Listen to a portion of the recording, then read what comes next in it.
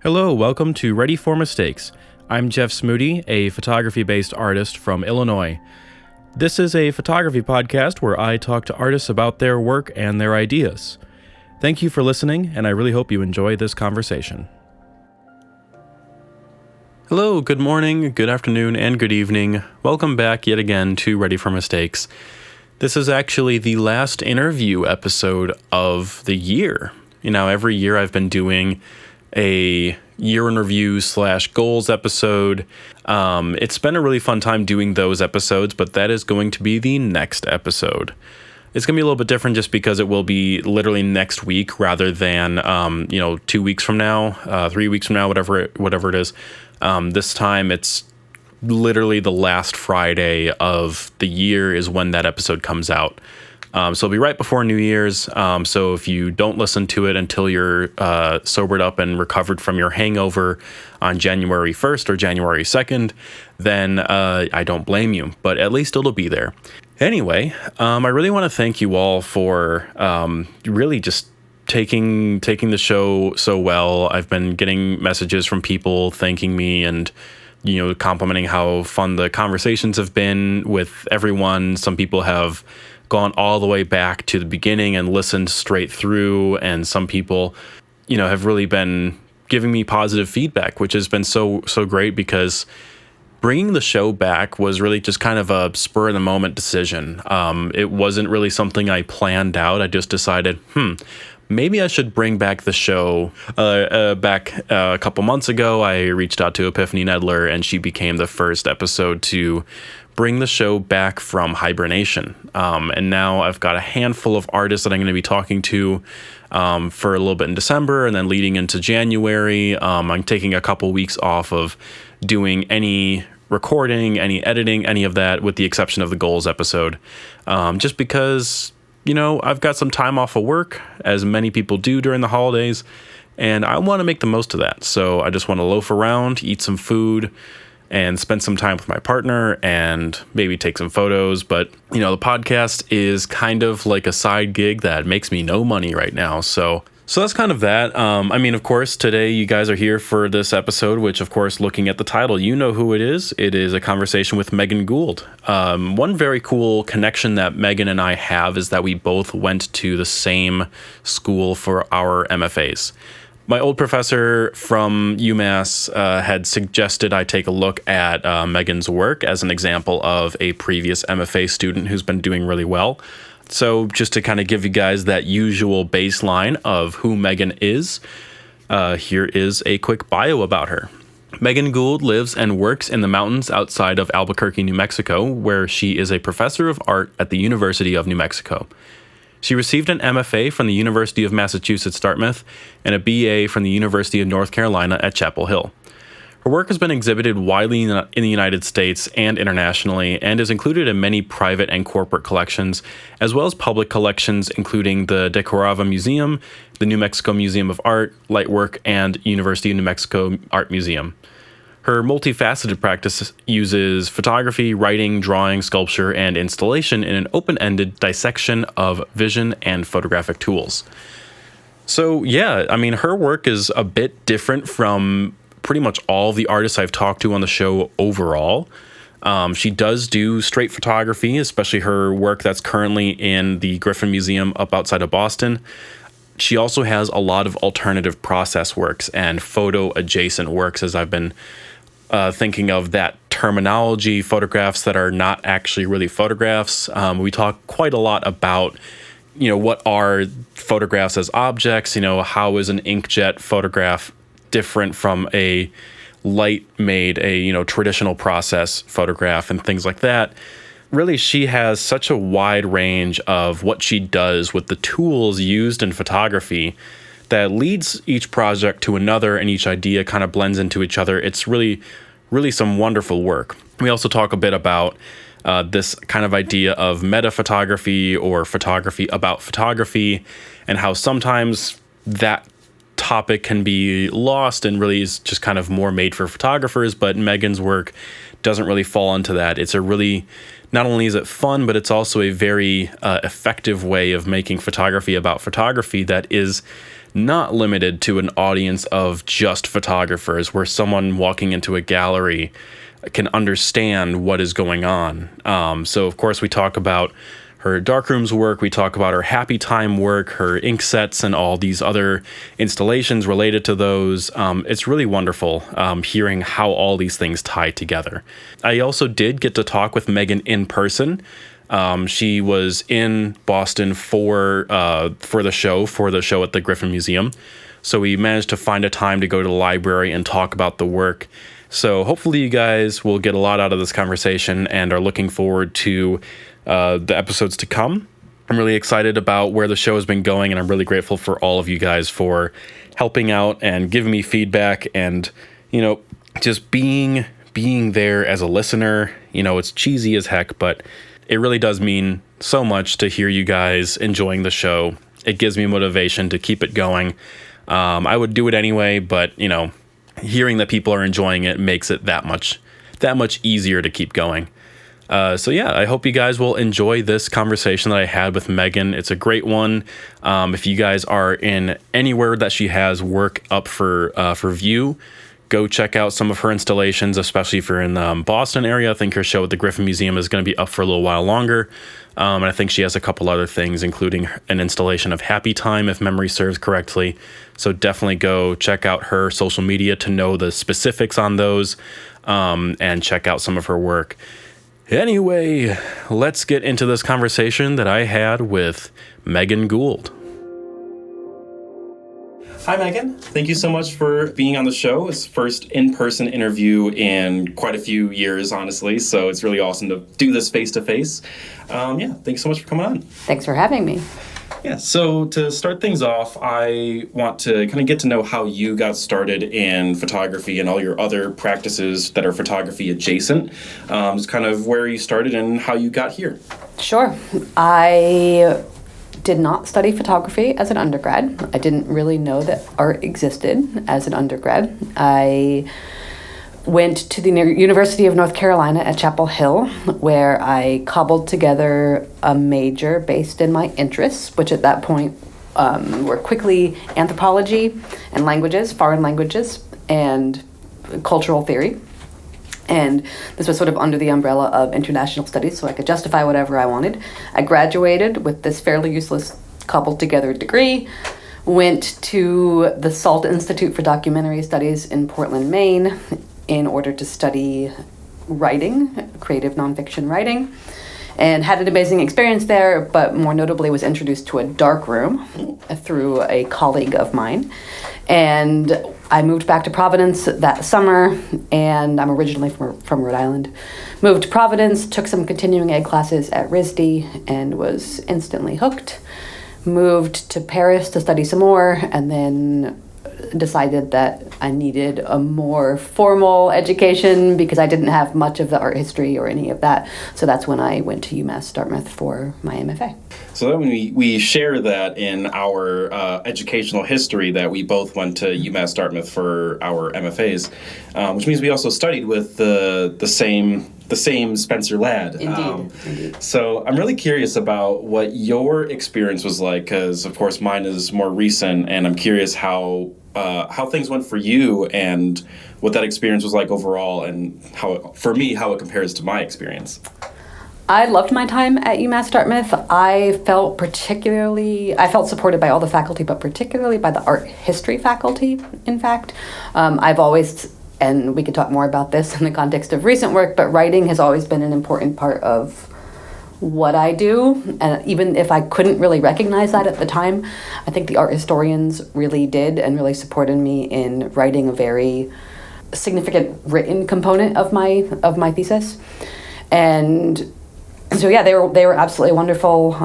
All of the other faculty were absolutely wonderful. I think for me, UMass Dartmouth hit a perfect note between a certain photo geekery that was supported and a very interdisciplinary approach also in terms of the whole cohort. So yeah, it was great. We were just talking about studios. I had this tiny little miserable room that was sort of our closet studio, and I learned then, I think, to take advantage of whatever space you have available, which is an important lesson. Yeah, exactly. Yeah, my my undergrad, the BFA students at Illinois State, they got the little cubby studio situations, and I had a few friends that were in those. And then the BA students like me, we didn't get any of that. It's just like, that's not fair. But we were also a significantly larger school. So like a school population of 25,000 versus UMass, which was like 8,000 or something. It's a big difference. So I really also learned to make use of every ounce of studio time, whether it's in the digital lab or the darkroom, as possible. So during my time at UMass, I'm always curious about past students who went to both at my undergrad, but also when I started at UMass, I was curious about who else studied. And Spencer Ladd always brought up you first. And of course, being curious about it, he showed me your work, Sorry No Pictures, which was I think the first thing of yours that I saw. So tell me about what that project book was for you and your life.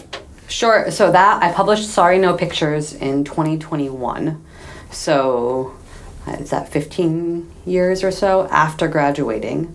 And it is, for me, it represents my first return to the written word, or an embrace of the written word, which I probably had last understood to be important to me when I graduated from UMass Dartmouth in 2005. So that project was the culmination of a couple of years of intensive writing, almost beginning with statements about a recent project, and then kind of just everything snowballed, and I suddenly realized I had a lot to say in written form.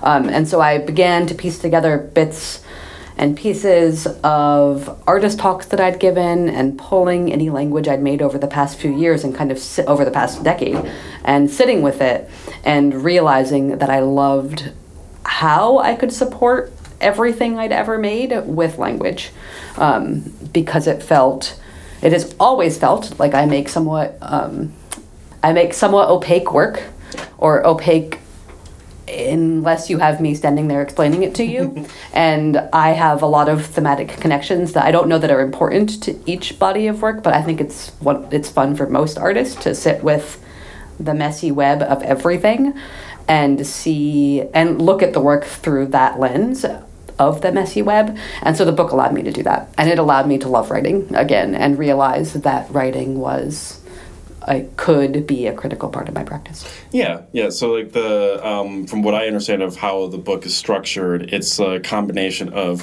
photographs with the written word, and of course a graphic design element to the book and how it flows with its structure. Was the catalyst of the images, was that just kind of that common experience of bringing a roll of film to a lab, and then the phrasing of Sorry No Pictures? I remember that was something along those lines was written in the book. Yes, it was a sticker on a photo lab envelope that I had sent to Dwayne's photo years ago, again, maybe 10 years ago, 15 years ago. And it had been returned to me with the sticker, Sorry No Pictures, and I still have that envelope in my studio, and I love it. And the beginning of the book is based in this moment of a loss of a roll of film that I just hadn't rolled on correctly, and I thought I was taking a roll of film and I wasn't. And we all know that experience. And so that is the starting point of the book. Yeah, I'm curious if through your more recent work since then, have you experimented with using that trope of failed film in your more recent work? I guess I question what failure is. Yeah. A lot of my recent work is about disappearing photographs.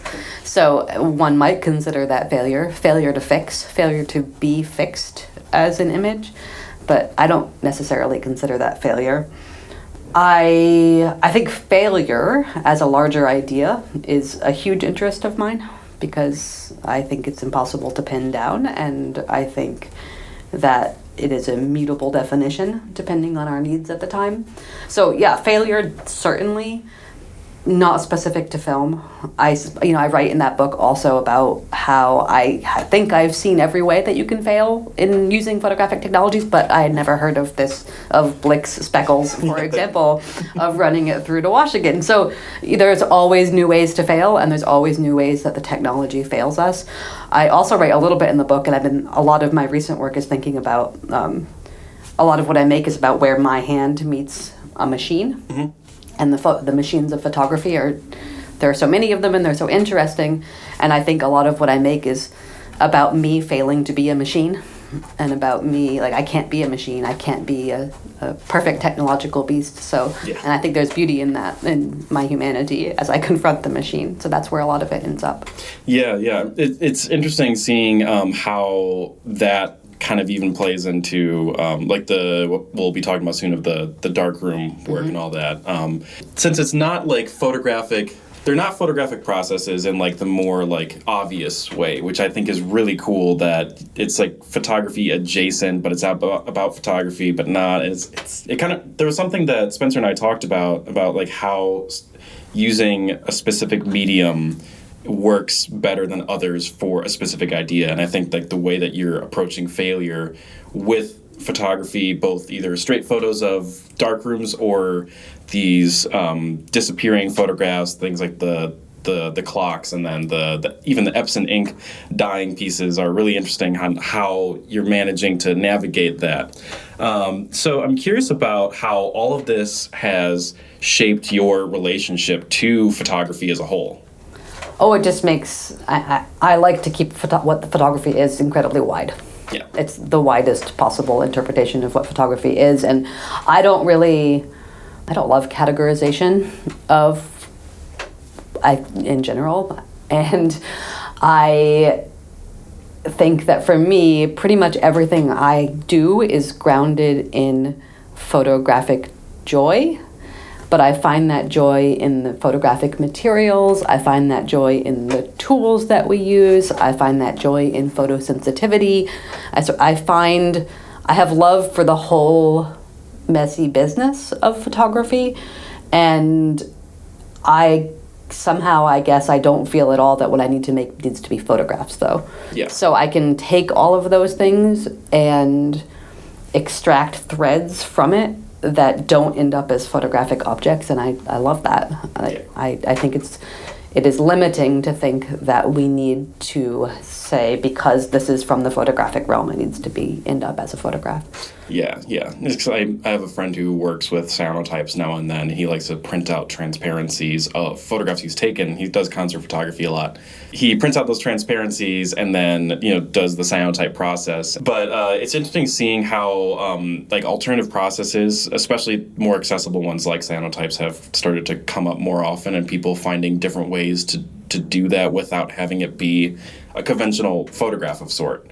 And I like the irony of needing to scan it to make a digital image of it, and I like to think of the scanner as a camera. It's a whole rabbit hole for that kind of thing. Me too, and I make a lot of lumen prints. Mm-hmm. I use lumen prints a lot as tools for sketching that allow me to use photosensitivity to make something that I know won't outlast me. Yeah. And won't outlast that day possibly. And the scanner for me is like it's just a moment of pause. Yeah. I'm gonna pause this image that is marching on. It's marching on without me to oblivion. Yeah. And I'm just gonna use the scanner to pause it. And I think it's a really important tool. In fact, I find that most of the time it's it's probably the most important tool in a lot of what I end up doing. Yeah. Kind of moving into your show that you have opening tomorrow, as of recording this. It will have already been started when this comes out. You have a show at the Griffin Museum that's going to be showing some of these darkroom photographs that we talked briefly about. So tell me about what these photographs are and kind of how that all got going. Sure. So again, a long fascination with tools and machines of photography. I think it's a little surprising that I hadn't started photographing darkrooms sooner, but they're invisible spaces, right? We don't look at them. We don't really think about them as spaces that are to be imaged themselves. They're Yeah. spaces of imaging, but not imageable spaces. And so I have been doing all of this writing about the ways that we use photographic tools, and I have also long-term been gathering images of people's workspaces. It started when I lived in Maine, and I was commissioned by a magazine in Maine to do a monthly column looking at artist and artisan spaces. And they let me do it with my 4x5, and I would go around the state looking at studios. And I hadn't made many of those in years, and I just picked up the 4x5 to start making a couple more workspace photographs. And when I took one, it was a camera repair shop in Albuquerque, and I sort of realized that I needed to do a darkroom. And so I began to reach out to folks who maintain darkrooms and began to establish a network of darkroom owners and began to go and photograph them. And simultaneously, I'm doing a lot of writing about the darkroom as a space that we inhabit and what it feels like to be in the darkroom space. And I think it's an extraordinary space. And I also think that I am surprised by how few there are right now in New Mexico. Anyway, I've been confronting the fact that there are fewer than I expected, and so it does feel like that the darkrooms are folding, or younger folks aren't establishing as many darkrooms as we all did when we left school. And I think there's a financial barrier to establishing darkrooms now. There's an ecological barrier to establishing darkrooms now. And I think it's just a time to stare hard at the darkroom, not really out of nostalgia, but just kind of as a matter of fact, like, look at these spaces. They're phenomenal. And they're so interesting in terms of how people build them, where they build them, their love for these scrappy spaces that they put together, the weird combination of technology that is every single darkroom. You can't go to the Home Depot and buy a darkroom kit. Like, there's an amount of research that goes into them. They're just these really interesting spaces that I think deserve a moment of honoring. So Yeah, absolutely. I remember one of my friends in Chicago gave me a old enlarger that he got from a family friend, and it worked perfectly, and I had it kind of set up in my parents' basement after that, but I just could never. The financial barrier was a big part of it, but even just the physical space, like, my parents were going to let me make a darkroom in my basement like people may have done decades before.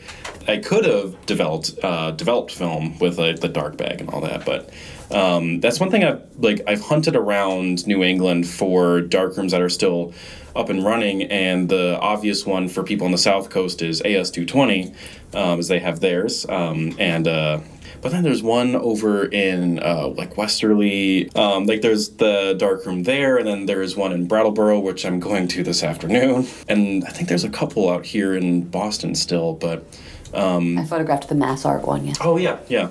There was a former darkroom professor at my undergrad. I never got to study with him. He retired the year before I started undergrad.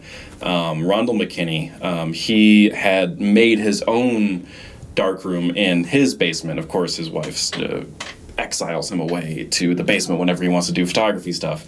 So I'm curious, have you photographed private, personal darkrooms like that as well? That's almost all of what I have. Okay, yeah. It's hard to find. It's not that hard, but it has been harder to find them because nobody advertises that they have a darkroom in their basement. So it's been a word of mouth networking to establish. I think around Santa Fe, Albuquerque area at this point, I've probably 25 or 30 on my list, and I've tackled most of them at this point. And so I'm hoping to be able to come back to New England, for example, and spend some time looking at personal darkroom spaces, because they're the most interesting to me, how folks individualize and personalize those spaces. What have been some of the more peculiar things you've observed while being in these spaces? Like, what are some standout things? Oh, well, one of the images in the show is the wall where one photographer has squeegeed prints for decades. And so it is this beautiful minimalist abstraction of silver drippings. absolutely phenomenal. Exciting. I love seeing the relative mess versus organization of folks with their boxes of paper, for example. I am a little obsessed with the Gray Lab timer because it is possibly the only piece of technology that has been consistent in every single personal darkroom. There is at least one of them. And so it's this piece of American technology that manufactured in Ohio that has somehow doesn't have competition. And there is that in every single darkroom, whereas the enlargers vary. Almost everything else varies. I love looking at the homemade sinks and the way that people deal with the plumbing concerns of darkrooms is different in each one. So it's sort of a joy to stare at how everyone organizes them. Yeah, and those Gray Lab ones are like the square dudes that Correct. have Yes. the guy. Yep, they glow in the dark. I have one in my kitchen. It's the best kitchen timer ever also. Yeah. That's a good point. I should think about that. It's not just photographs of just like straight shots of enlargers or anything like that. It's like a variation of different details and other scenes of the darkroom that would be in the show tomorrow. It's mostly fairly frontal, and it's for better or for worse, my aesthetic is almost always, I'm a sucker for a good typology. Yeah. So I always try to resist my typological impulses and the spaces are impossible to work in. They're tiny, they're cramped, they're poorly lit. So they're hard spaces, so it's a little bit what I can get in those spaces, but I do tend to emphasize the frontal, and I try to get as far back and straighten everything. And I'm using a large format camera in these spaces, and so I'm almost always trying to get one of the enlarger front and center and one of the sink front and center. And some of the spaces I can do it, and some of them I can't, and some of them I can play more, and some I can't. Yeah. Have there been any compromises you've had to make? Did you have to grit your teeth and pull out the digital camera any times, or were you strictly 4x5? I don't bring the digital camera, so I can't compromise. So I am strictly 4x5 all the time. I question the purity of that decision sometimes because some of them are practically impossible to photograph. And I question the impracticality of not bringing a little fill-in light sometimes, and I wonder if I should stop being a purist. Were you able to get any with the safe light on? Was that a physical possibility, or would that have been too dark to have an hour-long exposure? I could do it with very long exposures, but I genuinely want, sort of conceptually, to turn the lights on in spaces and not have us be responding to the emotional impact of the romantic red light of the darkroom, and to make the details of the layout, etc., all the details visible. So I want the white light. Yeah. I would sometimes leave in my studio at UMass just test prints. I had, for my 30x40s, I had, I think it was 4-inch by 30 inches test strips just to check color and sharpness and all that. And I just left them on the wall. I had already made my decision for them, and they were just hanging up because I just love the way that those little slivers of the images look. It's just, I'm not sure if it's unique to photographers or people that are interested in photography, but I feel like that's something that a lot of people that work with cameras can relate to. So some of your more recent work involves these anthotypes of clocks. Can you describe for people who don't know what are anthotypes? Sure. An anthotype is a plant-based print, and in photographic terminology, it's a printing out process. So you coat a piece of paper or other substrate in plant gunk. So usually that's making an emulsion out of spinach and alcohol, spinach or something like vinegar, alcohol, water, depending on what plant you're using. And you make this emulsion, you coat the paper in the emulsion, so you're dyeing the paper, you're staining the paper as dark as you possibly can. Often it's many, many, many layers of a plant material. And then you have this piece of photosensitive paper, and it's only very crudely photosensitive, but the sun will bleach it. Yeah. So a printing out process, whatever parts receive the UV light will bleach, whatever parts are covered won't bleach. So then you print a positive image and you sandwich it together with the paper in usually in a contact printing frame, and you bleach it. And the sun bleaching takes anywhere from a couple of hours for the very fastest of emulsions, and those are very rare, to days to weeks to months for these exposures to happen in the sun. It's like significantly different from a cyanotype. Oh, yeah. Cyanotypes, after you make anthotypes for months, you'd make a cyanotype and you're like, what? That was a 12-minute exposure. Like that's so fast. Going from 8x10 to Polaroid. Yes. Kind of thing. Yeah, it's 100%. It's a very different experience. And I'm lucky to live in New Mexico where I have generous sunlight available to me. So there are times of the year where I just leave these, I will have 10 contact prints frames just sitting outside bleaching for weeks until there's a threat of rain, and then I bring them inside. Yeah. So these are these transparencies that you're printing out that you're laying on top? Correct. On top of that, yeah. Yeah, I'm curious about how, like, since you mentioned your obsession with typologies and the kind of serial imagery, I've played around with that myself, and it never, like, worked for me to find, like, I always waited for the obsession to find me kind of thing, and it almost worked, but then didn't. It's just unfortunate. So how did this typology, typology of the clock enter into this project? Sure. So obsessions do find me. I have no problem with obsessions not finding me. They find me. In this case, the clock, looking at a clock stuck at this particular time that I began with, which is 10 minutes past 10, which I began a year or two before. And it started with a photography professor of mine in France who told me about this iconic clock time that I had not known about. And it turns out that 99% of people don't know about or notice this clock time of 10 minutes past 10.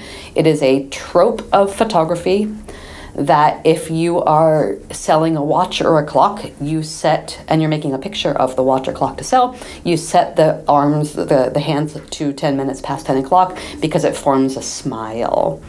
So it's a sweet little smile. It frames on any clock, not the one above us, but on any clock or watch, usually the brand name is written right under the 12.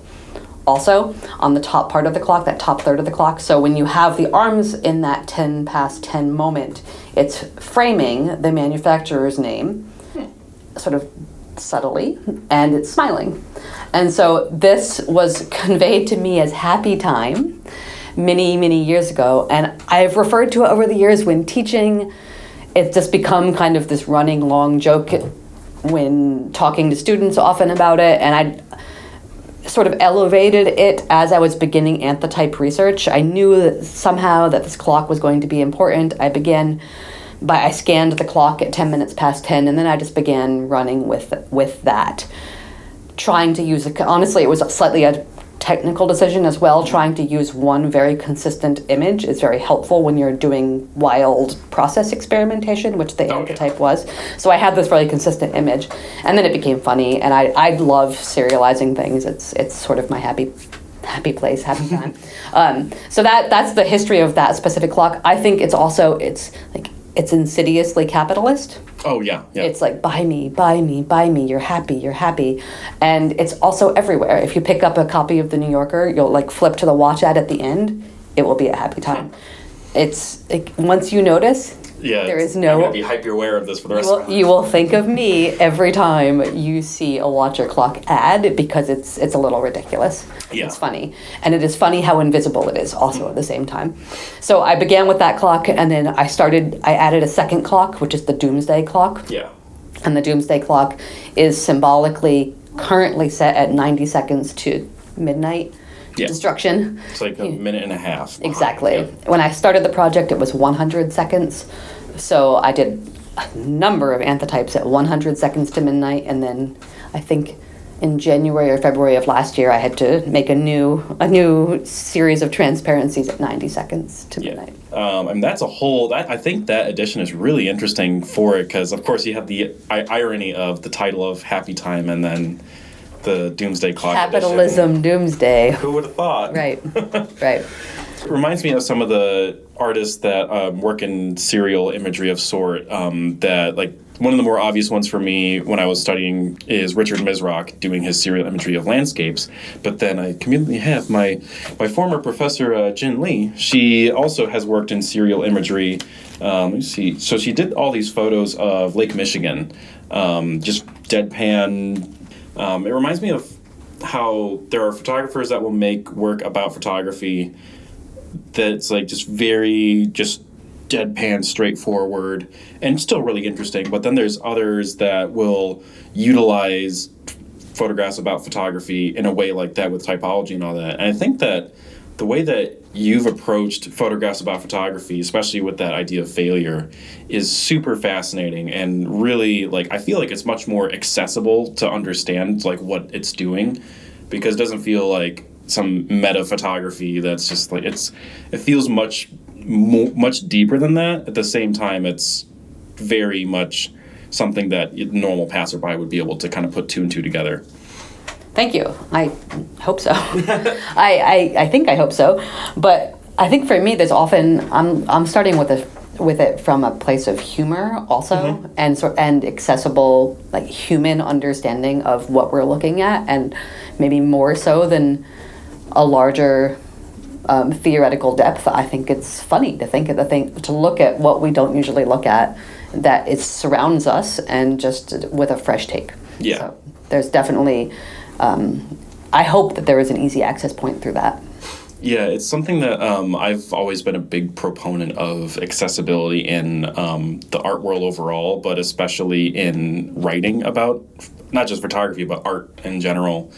I remember talking to my thesis writing professor about, like, when I'm writing my thesis, I don't, like, of course I suggest not to use, art speak or anything like that, but I'm even thinking about, like, trying to, like, break down and deconstruct an idea in a way that makes sense to other people, which also in turn helps me with talking about art. Yes. About other people's and my own, which is the big challenge. So I'm also curious about how I guess the meta photography or photography about photography that's not actually photographs led to the ink sets that you mentioned. You have a couple of them in the Griffin show. I really love that kind of repurposing of the photo printer ink. Tell me about what's going on there about those ink sets. Is it kind of similar to the Happy Time where it's like kind of starts with a humor kind of aspect, or is it? Yes. And it started with frustration, right? You're printing and the large format printer starts flashing empty ink at you, and you pull out the cartridge and you're like, there's still ink in there, like, and then you're like, shit, this thing is expensive, I don't have another one. And so it's the frustration of the corporate control over printing is a big aspect of a lot of what I do, or corporate control over photography in general. And so I began to take the cartridges, and in my studio first with just a few, I was trying to pry them apart because I was like, how much ink is actually in this, right? So I began to drain the ink and to measure it out of curiosity.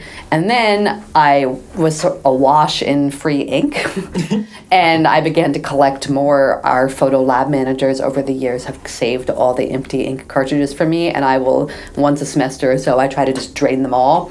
And so I have a massive collection of ink sets of specific manufacturers in my studio, and I've used that as free art material for a lot of things. So part of it is like frugality, and also it's a little bit of a jab at the manufacturers themselves. It's also a little bit of a philosophical interest of mine, which is, now in the realm of digital and making a print, it's not a photograph per se. There's no photosensitive moment in making a print anymore. It is ink sprayed by a machine onto paper. And I wonder what we lose in not having it be a photosensitive moment, what we gain. And so the first one I made was of these dandelions, and I was spraying ink on them. And I was like, oh, well, if I'm spraying ink on these dandelions, are they now a photograph?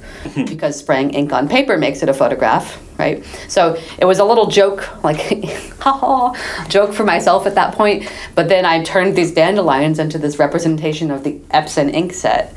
And I loved doing it, and I kept doing it with other things I was finding around my house, sort of other neutral toned white objects, I began trying to make them represent manufacturers' pure color ink sets. So I did it with Canon, with HP, and a lot with Epson, because I have a lot of Epson ink. Yeah, I've also learned that Epson, I've got a bone to pick with Epson. I know them well. They're printers, worked with them for a long time, but I don't get along with Epson printers anymore. I've learned very good things about Canon, though. So, apparently more reliable. I'm the opposite. I adore printing with Epson printers, and yet I feel like I've needled them the most in my practice, because I know them so well, and I cannot learn to love a Canon printer. Yeah, I haven't actually used a Canon. I have a Epson at home, and I started to, since I bought the printer, I've been collecting just a shopping bag full of those cartridges, because I learned, I could get at least store credit out of these, taking them to Staples. I just haven't done it yet, but I have one. But now that you mentioned that, it's like, have you been able to actually extract the ink and then put it into one of those refillable ones, or is that not possible? It is not possible as far as as far as I know. Yeah. And I'm sure somebody's done it. I hope so. It's also a matter of resetting the chips. That's true, yeah. And they make as absolutely difficult as possible, of course. And this is where also capitalism comes back and makes me really cranky in the whole process. So that's part of the underlying thematic concerns over a lot of this recent work. Yeah, and I think what really interests me the most about it is that that these are really mundane everyday objects, like you said, and that printer ink is one of, if not the most expensive consumer liquid. Of course, the consumer is a very important specific note. And just that is just such a fun way to really drive home that exactly what you're talking about. Because I feel like most people know that printer ink overall is just so expensive, even if they don't know to what extent it's expensive. Where car gasoline is cheaper. Liquid gold. Basically. So my old photo professor, Jason Roblando, basically unintentionally drilled into my head to keep everything, which I eventually broke that. I threw away a lot of test prints and all that just to reduce space. It hurt a lot. But, and also just knowing that exactly the expense of which, and that I have all these 8x10s and smaller prints, and I'm just throwing them away, but I put all that money into that and that alone. So I'm curious about how you treat the object versus the print of the object with the ink on it. Do you think of the piece as the photograph or the printed inkjet print of it, or do you think of them as separate? How do you treat the objects? They're all sitting in a corner of my studio the objects are all sitting in a corner of my studio gathering dust and withering away. The first time I showed the inkjet, the inkset work, I showed one object, and it was the beginning of COVID, or maybe 6 months into COVID, and I dyed and sewed cloth into an Epson version of masks, of face masks. Oh, yeah. And I showed those on and around a little mannequin head in the same exhibition where I showed the ink sets for the first time. That was the only object one. I love the power of photography to make a beautiful, clean moment out of everything else. And so I don't have any impulse to show the shriveled up tampons or the desiccating popcorn that I have dyed, or marshmallows, popcorn, as they are somewhat ephemeral objects. They change shape over the course of their humidity and time changes them. So I haven't ever wanted to really honor the objects any more than I do in the photographs. And I love the power of the photograph to make them look sexy and pure for what it's worth. And so the studio play for me is in that joy of what the background is going to be and how I'm going to make them into a photograph. So I have a lot of faith in that photographic moment of the objects. Yeah. And these are all generally in a white background with studio lighting kind of thing that you're doing these? White or black background. There have been a few that I have posed in space or used my children to hold, the marshmallows, my kids holding them on a plate. Epsom ink dyed marshmallow over a campfire. That would be a little bizarre, I think. I don't know why I haven't done that, actually. That's brilliant.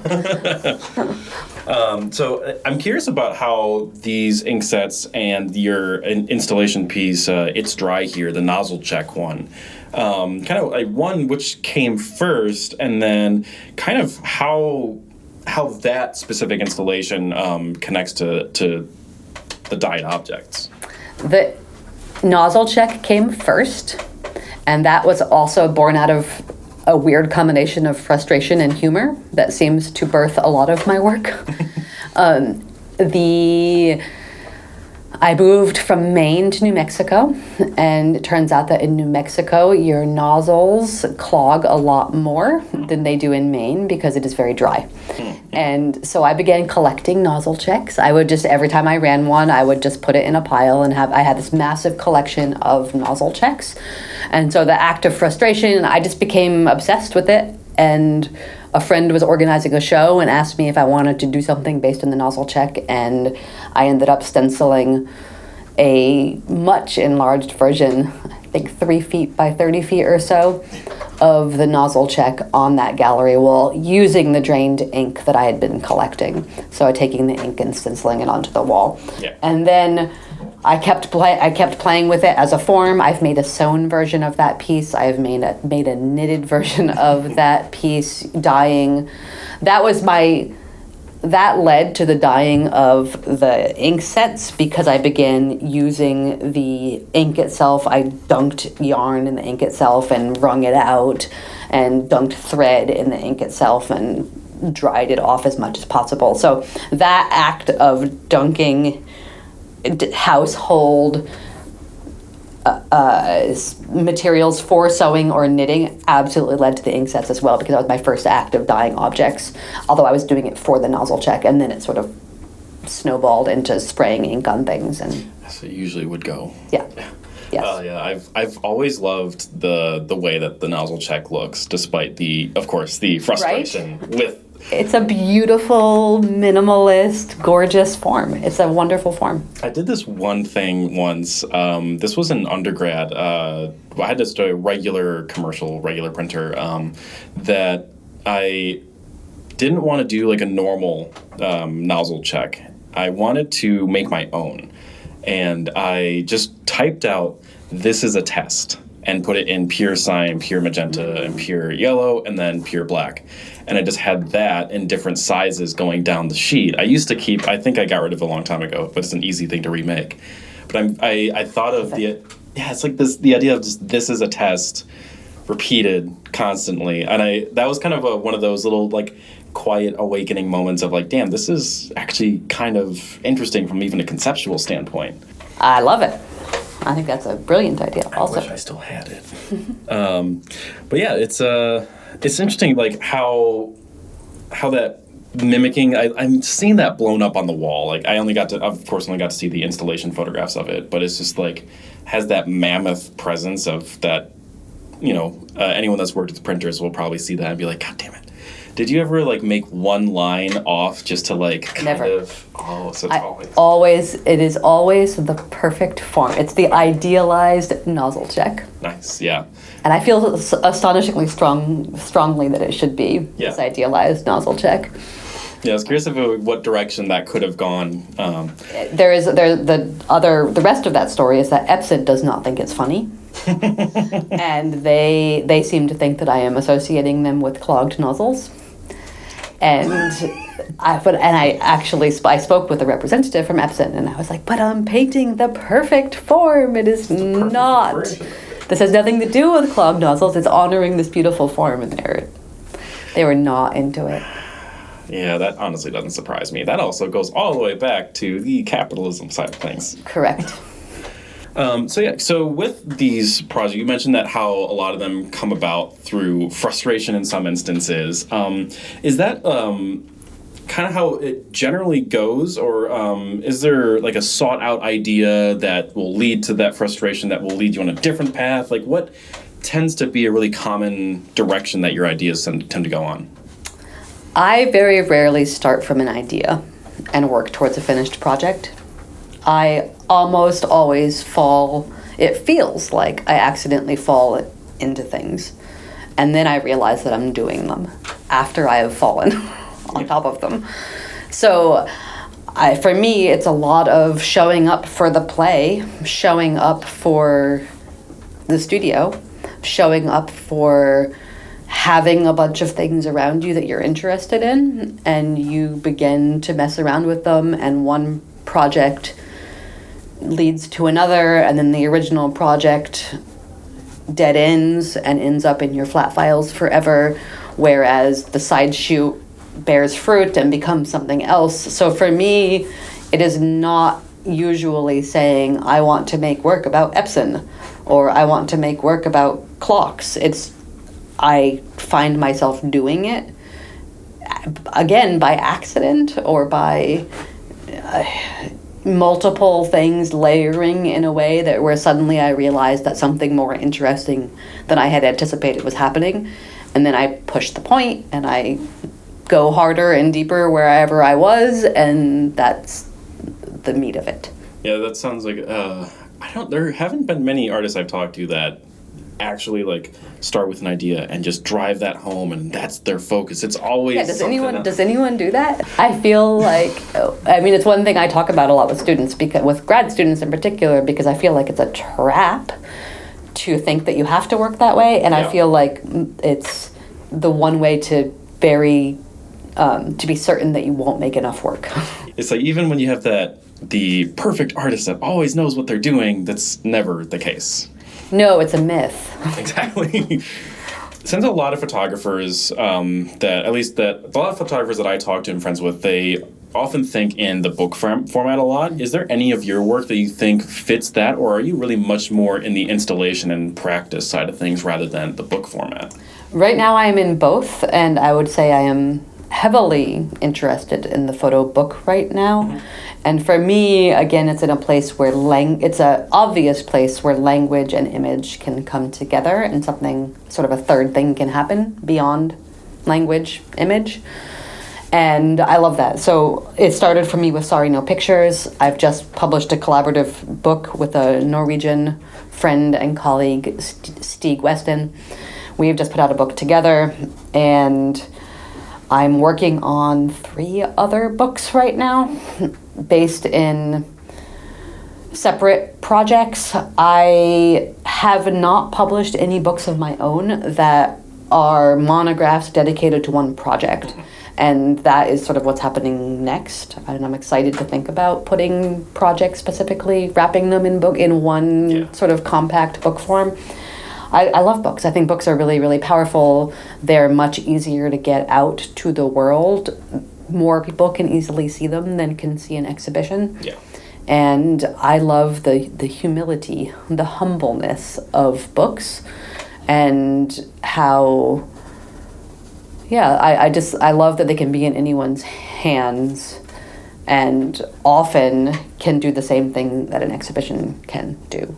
Yeah, and I always like the really common comparison of the photo book to a vinyl record and the exhibition to the concert. Like that's sure. I would say that I'm doing more cassette tape than vinyl records because they're even more humble in nature. But yeah, I'm really curious about how that could work in the future with the idea of like a monograph. Are you curious about doing blending different ideas that you have? So would it be say taking the happy time photos with the darkroom photos and maybe like blending those into one cohesive book, or would you think it would be a little bit more focused rather than kind of blending different things you've had in the past? So Sorry No Pictures was the ultimate blend. It was the ultimate mixtape, in fact, where I blended sort of 20 years of practice into one book.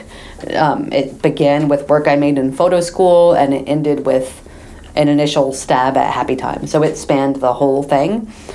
The next book that I'm working on one anthotype book that is very much about anthotypes and photography for the future. It is, I think, going to be called Photography for the Apocalypse.